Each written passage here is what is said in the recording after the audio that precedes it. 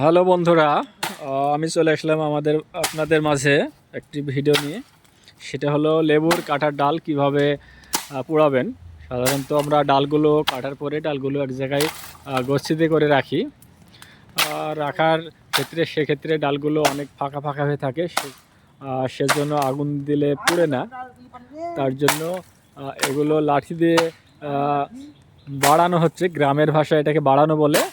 বাড়িয়ে এটাকে বসে দিয়ে সুন্দর করে ঘনত্ব করছে। এই যে দেখছেন, ঘনত্ব করছে। ঘনত্ব হলে পরে আগুন দিলে এটা অতি সহজেই পুড়ে যাবে। তার জন্য এই কাজটি করছে, আপনারা দেখুন।